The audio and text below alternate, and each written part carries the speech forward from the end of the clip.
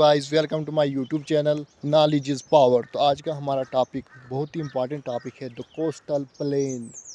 तो coastal plain हमें India के पढ़ने, इससे पहले हमने रहे थे कोस्टल यानी कि हमने पढ़े थे ग्रेटर प्लान यानी कि मैदान के बारे में पढ़ा था। आज हमें कोस्टल प्लेन पढ़ना है। कोस्टल प्लेन क्या होता है?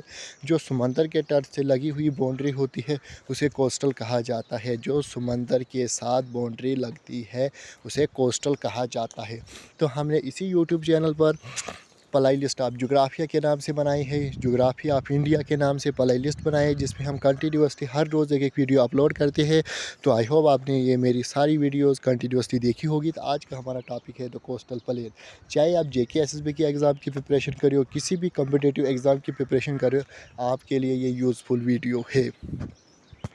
तो इंडियन कोस्टल लाइन पहले देखेंगे, इंडिया का कोस्टल लाइन कितना है टोटल। तो वो है 16.6 किलोमीटर इंक्लूड आइलैंड के साथ। अगर विदाउट आइलैंड देखें तो 800 किलोमीटर टोटल कोस्टल बाउंड्री है। Indian coastal line touch 13 state plus UTS. अगर इंडियन कोस्टल प्लेन की बात करिए, जो समंदर के साथ तट लगती है, टोटल 13 स्टेट है। India is a country surrounded by the sea on 3 of its side. India की ऐसी कंट्री है जिसके 3 साइड पानी लगता है। ये इंडिया का हमने रफली मैप बनाया ऐसे। इसको इस तरफ बे ऑफ बंगाल है, इस तरफ अरेबिक सी है, यहाँ से भी पानी आता है, थोड़ा अरेबिक सी का, थोड़ा बे का। इसी तरह यहाँ से 3 साइड इंडिया को पानी लगता है, और जिसके 3 साइड बाउंड्री को पानी लगता है उसको क्या बोलते हैं? मैंने ऑलरेडी कहा, उसे पेनिनसुलर कहा जाता है। जिसके 3 साइड पानी लगता है उसे पेनिनसुलर कहा जाता है। तो हमारी कोस्टल बाउंड्री कैसे है आपको पता है? ये कोस्टल बाउंड्री है, कोस्टल प्लेन है, ये इस तरह कोस्टल, बस यहाँ को कहते हैं ईस्टर्न कोस्टल, यहाँ को कहते हैं वेस्टर्न कोस्टल। जो बाउंड्री लगे इसी को कहते कोस्टल कोस्टल प्लेन। उसके बाद आती है on the base of it location. Location कहाँ है, क्या पढ़ना है हमें? हमें 2 कोस्टल प्लेन पढ़े, एक पढ़ना है ईस्टर्न कोस्टल प्लेन, दूसरा पढ़ना है वेस्टर्न कोस्टल प्लेन। यहीं से एग्ज़ाम में क्वेश्चन आते हैं, चाहे 1 नंबर के 2 नंबर के, आपके क्वेश्चन छूटने नहीं चाहिए। तो यहाँ से अब फर्स्ट पढ़ेंगे हम ईस्टर्न कोस्टल प्लेन। अब ईस्टर्न कोस्टल प्लेन कहाँ से कहाँ के? आप वेस्ट बंगाल से लेकर तमिलनाडु तक, नॉर्थ साइड वेस्ट बंगाल से लेकर तमिलनाडु तक, बीच में आता है उड़ीसा, आंध्र प्रदेश। तो यहाँ वेस्ट बंगाल से लेकर तमिलनाडु तक आता है कोस्टल प्लेन। कौन सा? Eastern coastal plane. अब यहाँ से रिवर कौन कौन सी फ्लो करती है? महानदी, गोदावरी, कृष्णा, कावेरी।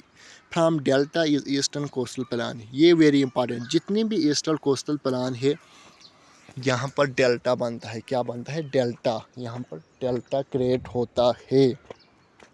तो हमने पढ़ी ईस्टर्न कोस्टल बाउंड्री, तो हमने पढ़ी यहाँ से कौन कौन सी रिवर निकलती है, हमने पढ़ी जितनी भी यहाँ से रिवर निकलती है वो बे ऑफ बंगाल में जाती है, बंगाल की खाड़ी में जाती है। ईस्टर्न कोस्टल प्लान ये वेरी फर्टाइल होता है, प्रोडक्टिव फॉर एग्रीकल्चर। यहाँ पर खेती बाड़ी बहुत अच्छे से होती है। तो ये क्वेश्चन आता है डेल्टा ऑफ रिवर कृष्णा। जो कृष्णा रिवर हमने पढ़ी ये ईस्टर्न कोस्टल से बे ऑफ बंगाल में, इसको ग्रेनरी ऑफ सदर्न इंडिया कहा जाता था। ये पंचायत सेक्रेटरी के एग्ज़ाम में पूछा गया था जेकेएस में कि ग्रेनरी ऑफ सदर्न इंडिया किसे कहा जाता है? वो यानी कि रिवर कृष्णा को कहता है जो डेल्टा क्रिएट करती है। अब पढ़ते हैं नेक्स्ट। अब आती है बात डेल्टा क्या होता है, व्हाट इज़ डेल्टा।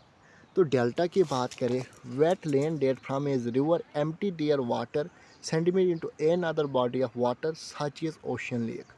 डेल्टा उसे कहते हैं जहाँ पर साथ में अगर पढ़ेंगे, मानो ये रिवर है जहाँ पर ये ख़त्म हो जाती है, एम्प्टी यानी कि बड़े पानी के साथ मिलती है या रेक या समंदर के साथ, वहाँ पर उसे कहते हैं डेल्टा क्रिएट करती है। Lie between eastern Ghat and bay of Bengal. अब ये ईस्टर्न कोस्टल प्लान कहाँ पर होता है? तो ईस्टर्न कोस्टल प्लान की बात करें, ईस्टर्न घाट और बे ऑफ बंगाल के बीच में एक लेयर आती है, उसे कहते हैं eastern coastal plane, eastern coastal plane. अब ये extend from Ganga delta two Kanyakumari. अगर रिवर के लिहाज से देखें तो गंगा रिवर से लेकर कन्याकुमारी तक, कन्याकुमारी तमिलनाडु और वेस्ट बंगाल में गंगा रिवर है, वहाँ से लेकर तमिलनाडु तक आता है। इम्पॉर्टेंट जुबारेकल फ्यूचर। तो ईस्टर्न कोस्टल प्लेन में आपकी चिपका लेक एंड पुलकित लेक आती है। ये भी क्वेश्चन आता है कि चिपका लेक ईस्टर्न कोस्टल प्लेन पे आती है कि वेस्टर्न कोस्टल प्लेन? आती है ईस्टर्न कोस्टल प्लेन पे, चिपका लेक एंड पुलकित लेक। अब आते हैं रीजनल नेम, ये इंपॉर्टेंट है, यहाँ से एग्जाम में क्वेश्चन आते हैं। उड़ीसा में ईस्टर्न कोस्टल प्लान को उत्काल कोस्ट कहते हैं। ये क्वेश्चन आता है कि उड़ीसा में किस नाम से जाना जाता है? ईस्टर्न कोस्टल प्लेन को उत्काल कोस्ट के नाम से जाना जाता है। From the southern limit of Utkal coast, उसके बाद आंध्रा में आंध्रा कोस्ट कहा जाता है, तमिलनाडु में तमिलनाडु कोस्ट कहा है, बट तमिलनाडु प्लस आंध्र प्रदेश में इसको कोरोमंडल कोस्ट कहा जाता है और पयान घाट के नाम से। तो तमिलनाडु अगर खाली आंध्र प्रदेश हो तो आंध्रा कोस्ट कहा जाता है, खाली तमिलनाडु हो तो तमिलनाडु कोस्ट कहा जाए। बात अगर कहा जाए आंध्र प्रदेश और तमिलनाडु में दोनों को साथ में लेकर इसको ईस्टर्न कोस्टल प्लेन को किस नाम से जाना जाता है? कोरोमंडल कोस्ट एंड पयान घाट के नाम से। तो ये भी एग्ज़ाम में पूछा गया। अब सब डिविजनल लेवल पे पढ़ेंगे। देखो हमने पढ़ा महानदी रिवर आती है, कृष्णा रिवर आती है, कावरी रिवर आती है। तो ये नॉर्थन सरकारी कोस्ट आते हैं, कोरोमंडल कोस्ट पयान घाट। इसका क्या मतलब है? देखो north part between Mahanadi and Krishna river के बीच में, जो महानदी और कृष्णा रिवर के बीच में एरिया आता है उसे नॉर्थन सरकार या सरकारी कोस्ट कहा जाता है। सरकार, नॉर्थन सरकार कहा जाता है उस कोस्ट को। ये क्वेश्चन आता है नॉर्थन सरकार किसको कहा जाता है, कौन से एरिया को? तो महानदी और कृष्णा रिवर के बीच में जो एरिया आता है उसे नॉर्थन सरकार कहा जाता है। Additionally coastal track of Orissa coastal, ये उड़ीसा यानी कि उड़ीसा में उत्काल कोस्ट कहते हैं।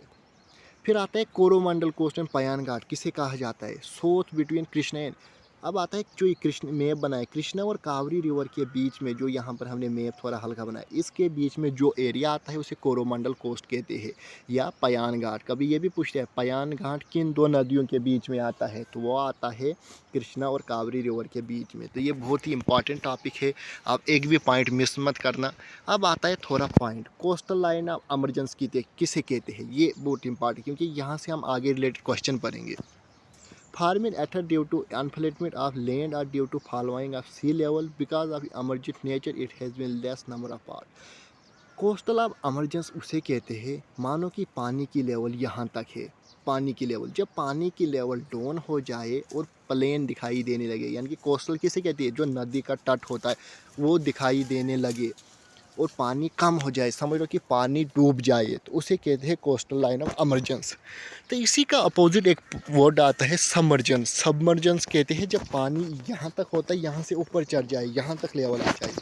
मानो कि पानी की लेवल हाई हो जाए उसे सबमर्जेंस कहा जाता है, पानी की लेवल कम हो जाए उसे एमरजेंस कहा जाता है। तो आज का हमारा यही टॉपिक था ईस्टर्न कोस्टल प्लान के बारे में। आज की वीडियो में हमें पढ़ा, कल की वीडियो हम पढ़ेंगे वेस्टर्न कोस्टल प्लान, क्योंकि हम शॉर्ट वीडियो बना रहे हैं, क्योंकि आप भी पढ़ने में बोर न हो जाओ और आप भी हर दिन अपने नोट्स एक्टिवेट रखें, अपनी पेन और कापी हाथ में रखें, वीडियो को पॉज कीजिए और ये नोट्स बनाएं, क्योंकि ये बहुत ही यूज़फुल है। जब मैं ये ज्योग्राफी ऑफ इंडिया के नाम से कंप्लीट प्ले लिस्ट बनाऊंगा, आपको खुद में फिर अपने नोट्स प्रोवाइड करूंगा। Thank you. चैनल को शेयर एंड सब्सक्राइब ज़रूर कीजिए।